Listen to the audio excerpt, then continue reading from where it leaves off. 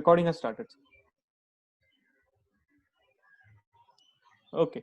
So the questions of this session are, so first question, so in other galaxies, is there another Earth or another life? Actually, according to me, what the questioner wants to ask is there any planet in other galaxies which have conditions similar to Earth? Conditions where life could exist. I think that's what he means. So, why go to other galaxies? In our own galaxy, Milky Way, our Akash Ganga, there are billions of stars. And in these billions of stars, there are millions of stars which have got planet system. And in those planet systems, there are thousands of star planet systems which have got conditions which are like the Earth. They have got they have got air, they have got oxygen, nitrogen. I mean, they have got and vegetation, soil, everything is similar to Earth. So in our own galaxy itself, there are so many places where conditions are favorable to for life to exist. But it still does not mean that life exists on those planets. Because for existence of life, there are so many other parameters which which may or may not be uh, existing in those places. So actually, conditions exist like Earth, but whether life exists on those Earth, no, life may be existing. We are not saying the life does not exist. Life may be existing on those places, but we don't know about that. Okay, next. Okay, sir. Next question. Is there another solar system in the Milky Way? Yeah, actually, I have partly answered this question just now. As I said, there are multiple, multiple billions of stars, millions of solar systems, millions of planet systems, millions of thousands of systems where uh, planets like Earth are there. Uh, and there are some planets, there's something called HD 40307, which are conditioned just like Earth.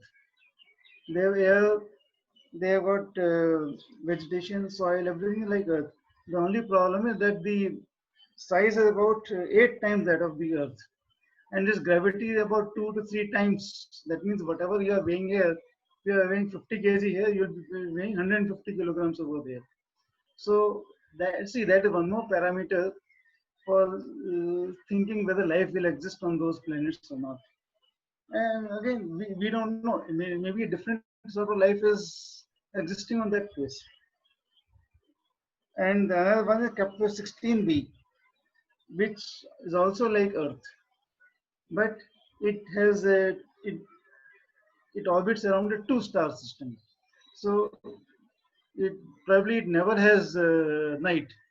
When one star when goes around one star, it goes day, and goes around the other one, night becomes day. So they are 24 hour, not 24 hour, whatever the time period is, continuous light is over there. So there's one more transport planetary system called TRAPPIST-1, which has not one but 7 stars, just like Earth. They've got water also over there. But again, as I said, even though conditions exist for life to exist, uh, there's no idea whether life really exists in those places.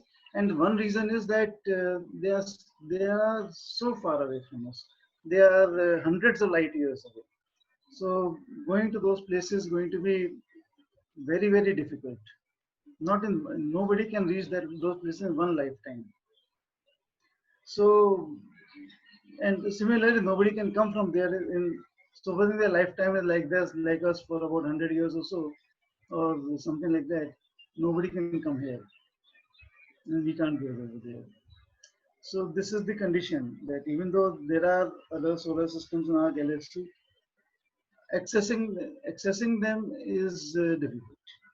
Next. Sure enough, sir. How sun will end as black hole or a white dwarf? So can you repeat the question?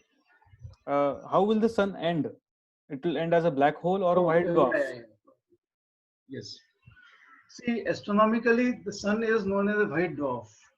That means it's a small size star and very brilliant, so bright that it is white. But now, what will happen as time passes? And what is happening on the sun is that hydrogen is getting converted to helium in a nuclear fusion reaction. So as this thing keeps on happening, and its hydrogen content will go on depleting. This nuclear reaction will start reducing. Colors will change. It may become red and then yellow and all that. Then it will become dark, or it may explode and vanish. But what is also going to happen is its size will go on expanding. Uh, and after some time, it's going to become the size of the orbit of Mercury, then the orbit of Venus. But by that time, it will become too hot for the people on Earth to live. But it will also start cooling down. And as I said, it may become dark and cold and all that. But two things I want to say. One is that it's not going to happen in tomorrow or in 100 or 200 years. It's going to take billions of years for that to happen. Like the universe started about 13 odd billion years back. Our solar system came into being about maybe some 5 billion years ago. It can go another 5 billion years. And the second thing is, that was the question that will it become a black hole? No, it will not become a black hole, because there are some basic conditions for for a black hole to begin to happen. One thing is that a certain critical mass is required, because the gravity has to become very strong for a black hole to start attracting all the other material from around it, like it should start attracting Mercury and Venus and all that. It does not have, our sun does not have that sort of mass that it can become a black hole. So it will just become a dead system with some dead planets going around it. It is never going to become a black hole. So, and its life is supposed to go 10 billion years, out of which about 4.5 billion is over. So another 5.5 billion years are still there. So plenty of time for us to not to worry about that. Okay, next. How can we calculate the distance of Milky Way?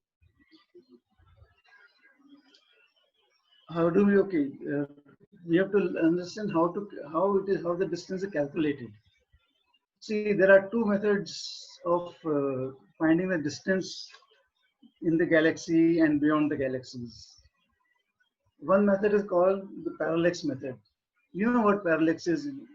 That if you put your finger like this in front of this and try to observe something with one eye and then try with the other, you'll see a small shift in the position of the finger.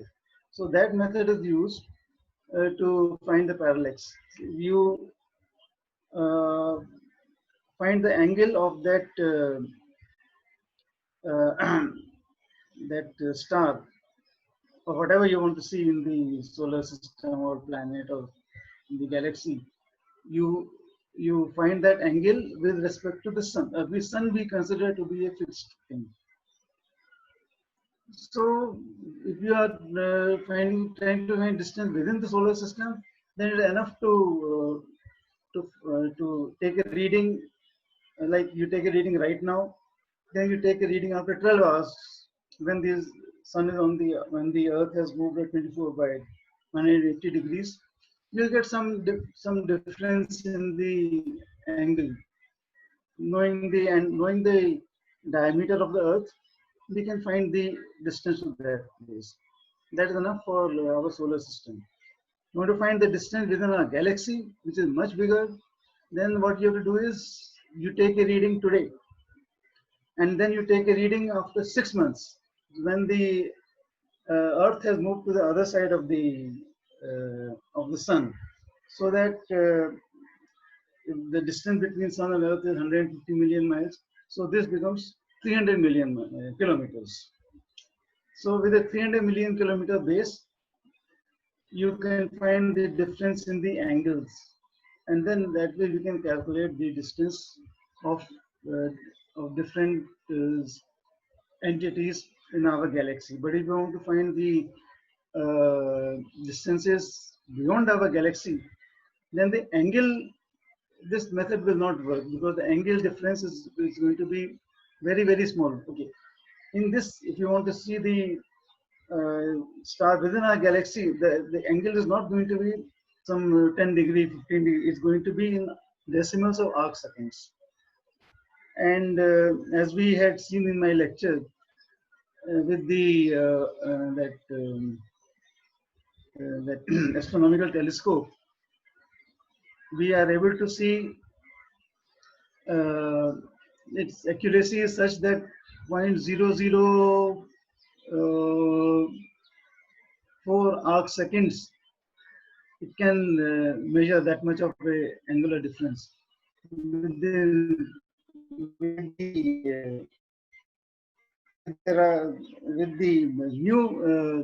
new astronomical telescopes like JWST, will be able to see 0.0001.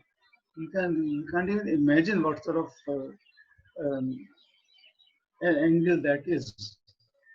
But the James Webb telescope is going to have accuracy to measure that. However, for measuring distances to things outside our galaxy, even that is not enough. So there, what is done is, see, what you do is you have a certain star at a known distance, and secondly, we assume that all stars they give light by hydrogen converting to helium, and so giving out a bright white light. So we know we know the distance of some star, and we know its intensity of illumination. Another star with a different level of illumination, and then there is a method by which you can that inverse square law works for light intensity also. So with that, we can find out, knowing the difference of brightness, how far the other star is going to be. Because the parallax method is not going to work for the systems which are outside our galaxy. So that is called the luminosity method for finding distances. These two methods are used for finding distances in the galaxies, in the and beyond the galaxy also. Next.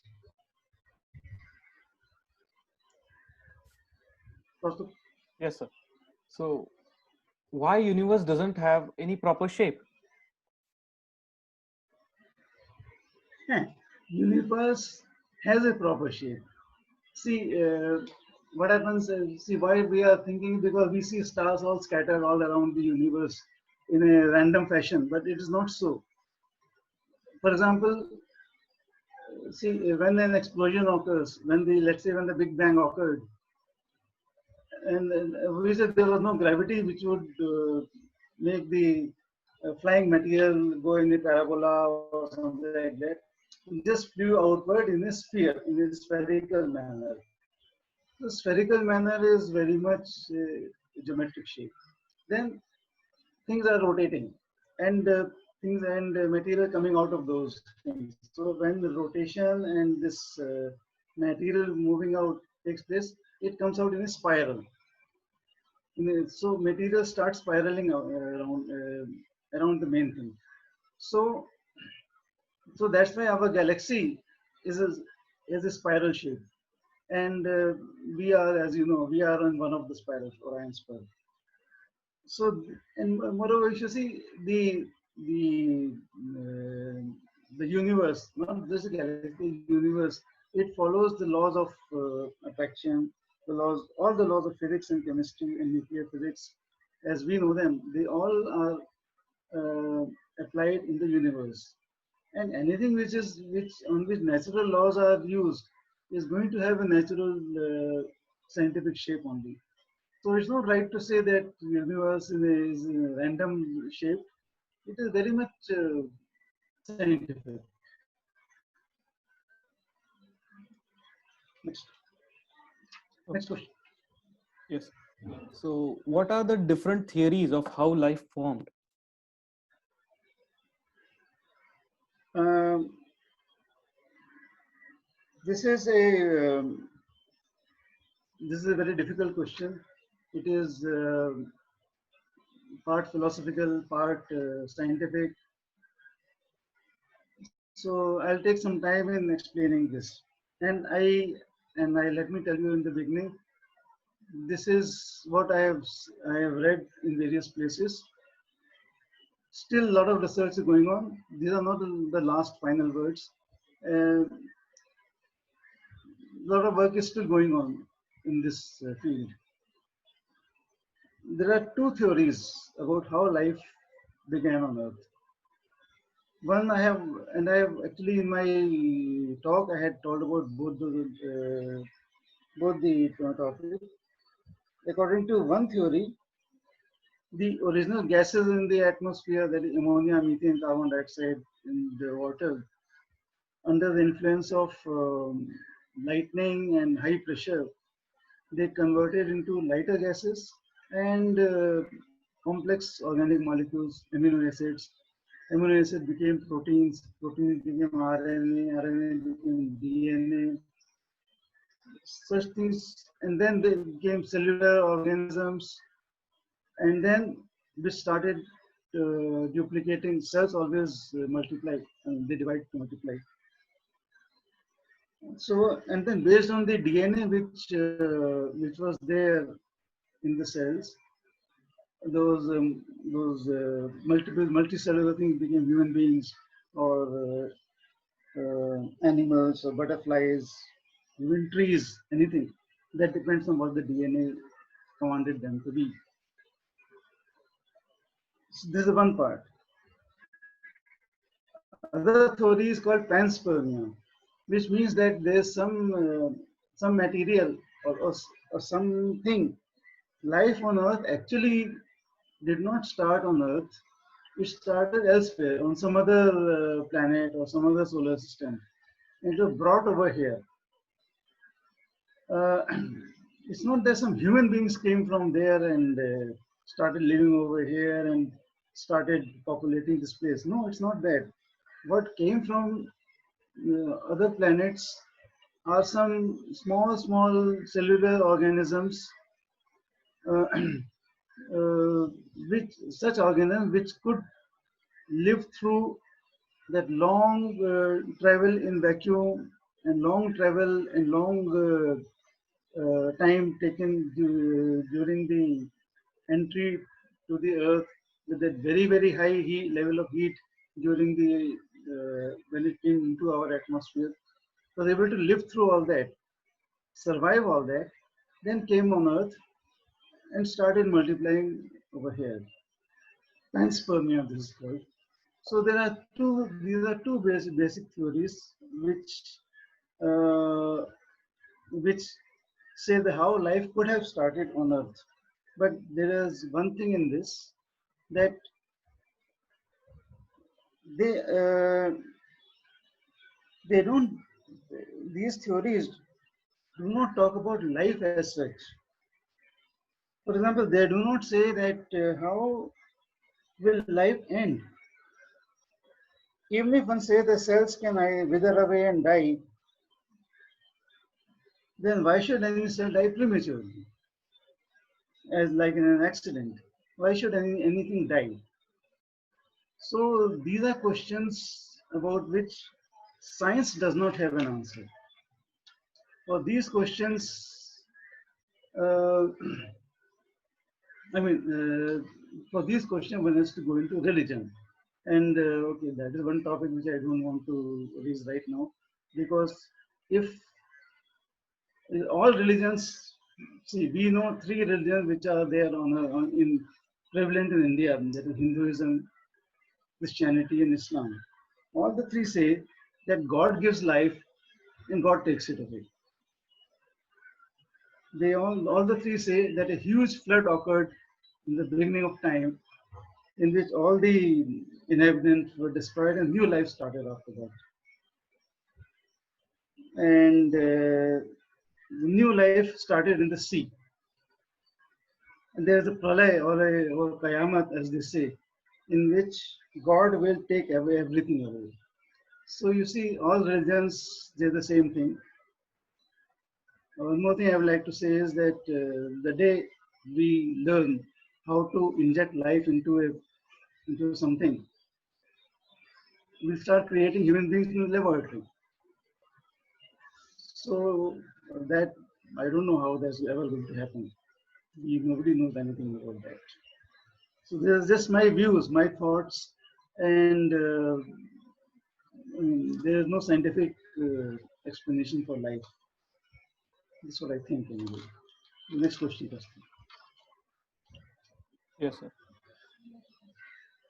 So from Earth, how many kilometers long is the ozone layer is? Ozone layer.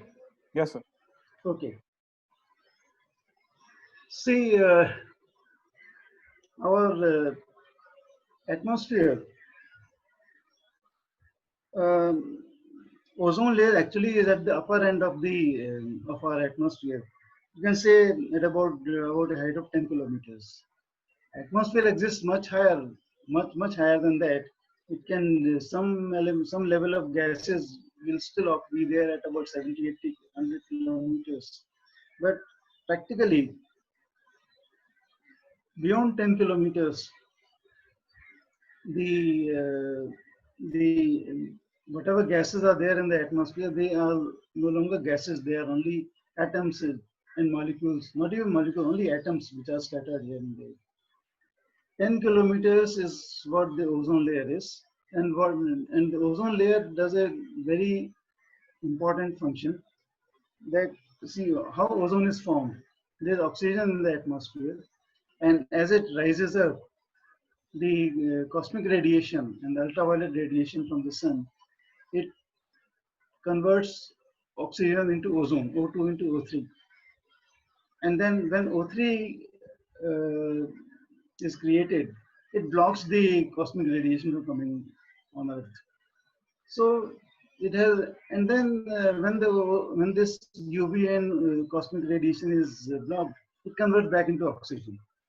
So this continuously there was oxygen converting ozone to oxygen, that keeps on happening all the time continuously, and it keeps on blocking the cosmic radiation from entering the Earth's atmosphere, because that would harm the life on Earth. Next question. How we calculate the age of universe?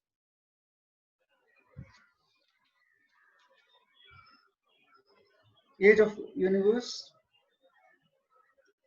See, age of universe is what it's in a very indirect sort of way, that, see, because theories have and experimentally also we have seen that the universe is expanding in all directions, and with the help of telescopes we are able to find out at what rate it is expanding, accelerating away from each other, from all the other things in the universe. So with that we back calculate and find uh, uh, when it was smaller, and when it was of uh, zero volume. So that is it's only through a calculation that we will be able to find out how what's the age of the universe, that we found to be 13.6 billion years ago. Next. So the last question for today's session, Yeah. and Yeah. the question is very interesting. Can the view of universe change again? Of course, the view of the universe has been changing all the time. In the early ages, it was thought that it is a geocentric universe, that Earth is the center of the universe and everything goes around it. Then the view changed. It's a heliocentric. That is everything. That sun is the center of the universe, and everything, all the planets, all the stars, everything going around the sun. Then, when bigger telescopes came in, then we found that sun is also not stationary. It is going around some central point in our galaxy. Okay, it's taking time, but it's doing that. That's the current theory of the universe. Who knows? Something may change. Research is going on continuously in this field. It may change, and one of the students, may be the person who can change the view of the universe. And there's not just universe. There's something called multiverse also. That is, this universe is not the only place. There's another universe. There are another universes which exist, which are similar to our universe. So all sorts of theories are still there. They need proof, and while giving proof of those theories, a new theory may come. We never know. Something may happen. It's difficult to say right now, but yes, in science, nothing ever is fixed. It is all dependent on the current level of knowledge. Science is always changing, and so that's it. So when a new theory comes, it will be accepted. Let's see what happens. Okay. Yeah, sure enough, sir. New theories will come and go. Thank you very much, sir, for being with us today and answering these questions. So the talk was Yes. very And informative, very today's interesting. last session was more technical. This time it's more of a philosophical section. So I wonder. I hope people do appreciate it. And if there are any more questions on that, I will be happy to answer them. Yes, sir. Okay. Yeah. Okay. Bye. Thank you, sir. Bye.